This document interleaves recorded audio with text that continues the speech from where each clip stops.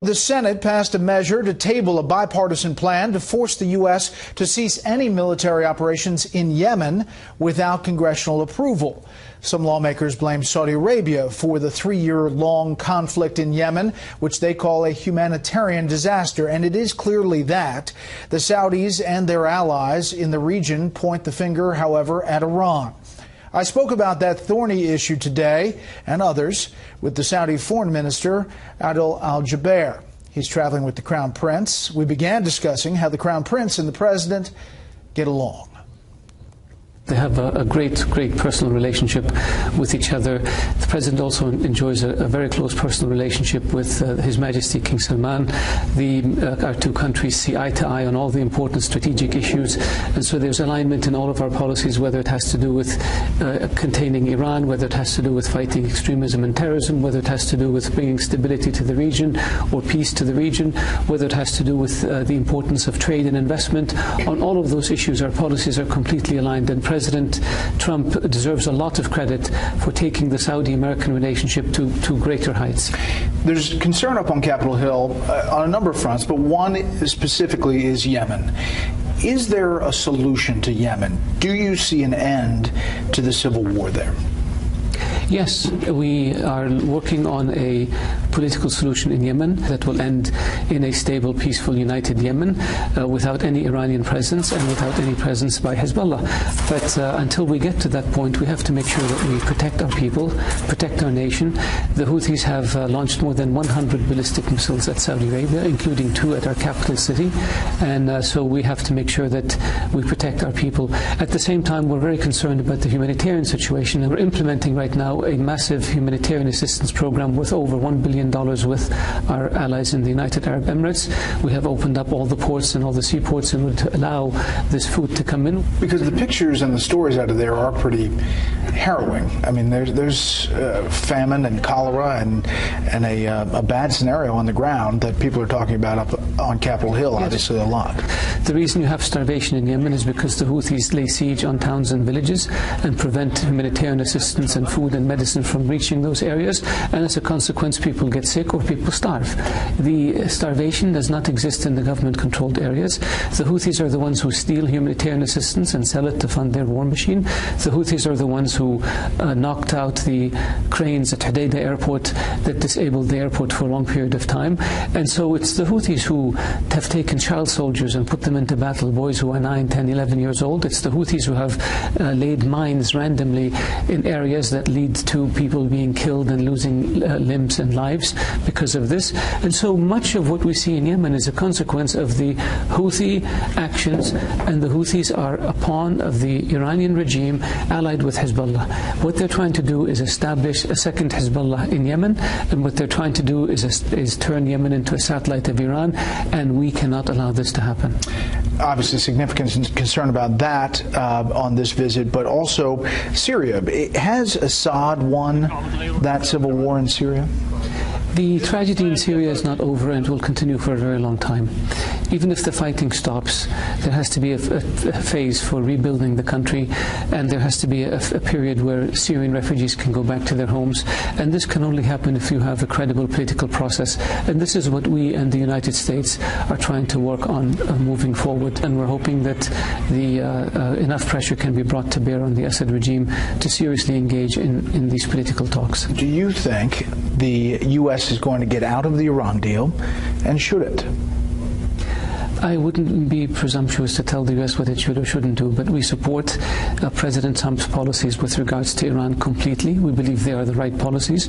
We believe that Iran is a danger to the world. Iran is the chief sponsor of terrorism in the world. We believe that the nuclear deal has serious flaws in it, as does the administration. The nuclear deal, these flaws have to do with the sunset provisions, which expire in about 8 years and will allow Iran unlimited enrichment capability so they can have enough material for a bomb within weeks. This is not acceptable. So if we have fixed the nuclear agreement, and we have serious sanctions with regards to ballistic missiles, and we have serious sanctions with regards to interfering in the affairs of countries of the region and its support for terrorism, then we are in a position where we put Iran on notice that it must change its behavior if it wants to become an acceptable member of the international community. Do you believe Iran is breaking the deal currently? I believe that the Iranians are doing whatever they can to try to move forward with regards to their nuclear program. I would suspect that the fact that they have limited the inspections to declared sites indicates to me that they maybe have some surreptitious or covert programs underway. So if your question to me is, do I trust that Iran will abide by the agreement and not become a nuclear power? Absolutely not. If they do, will Saudi become a nuclear power? We have said that we will not allow Iran to acquire nuclear capability without doing something in return. If Iran acquires a nuclear capability, we will do our best to acquire one as quickly as possible. Is that already ongoing? I would not be commenting on it on television if it were or if it weren't. We heard the Crown Prince describe questions about the concerns of what happened in the Ritz-Carlton. How do you describe it to folks who have questions about how that all went down? I describe it as a necessary shock to the system. We tried for years to deal with corruption from the bottom up. It didn't work. In this case, investigations were launched 2 years ago. The investigations discovered wrongdoing.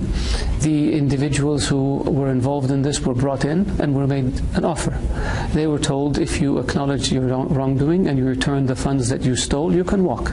If not, we will refer you to the public prosecutor, who will put you in jail and put you on trial, which can last a long time, and you will not be able to walk. And so the choice is yours. But most of them signed settlements, gave the money back, most of it, and went home. And those who refused are now detained, and they will be facing the judiciary. The message that went to Saudis is that His Majesty and the Crown Prince will not tolerate corruption. Those days are over, and they will not return again. We were losing roughly 10% of our budget to corruption.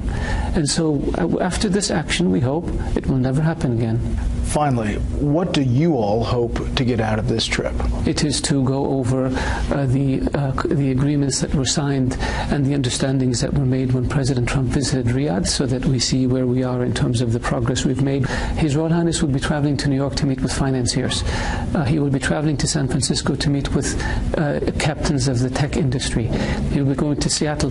He will be visiting Los Angeles to meet with people in the entertainment industry, because we're opening up movie theaters in Saudi Arabia and we're promoting recreation and entertainment in our country, and we want to avail ourselves of the expertise that exists in Hollywood.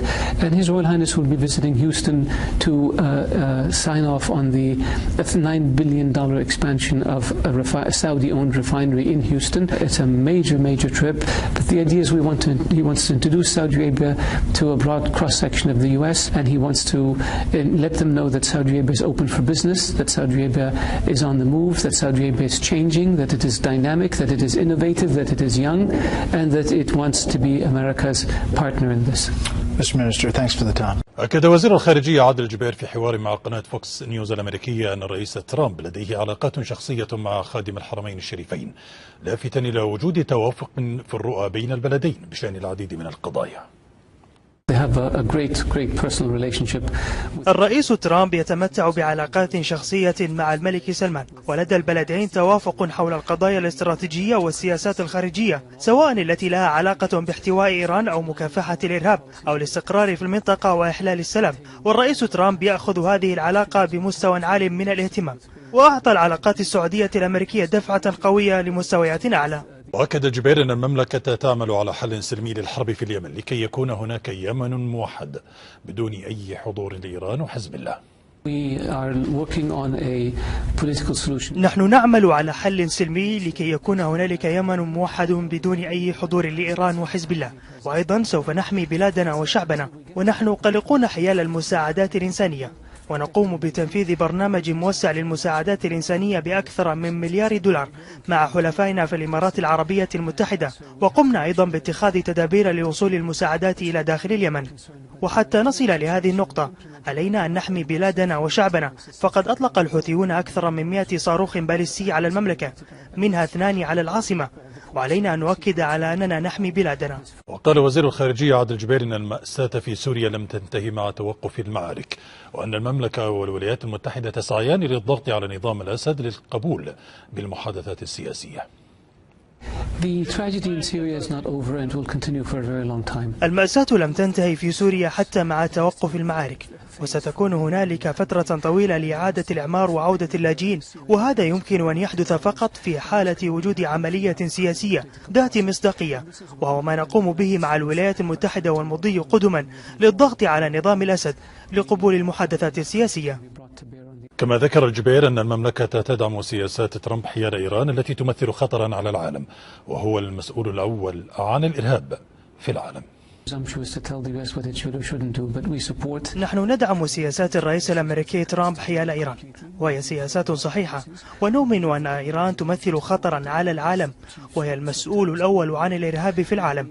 ونحن نعتقد أن هناك خللا في الاتفاقية النووية، حيث أن ملاحق الاتفاقية الفرعية التي تنتهي بعد 8 سنوات تسمح لإيران بامتلاك قدرات نووية وامتلاك قنبلة في غضون أسبوع.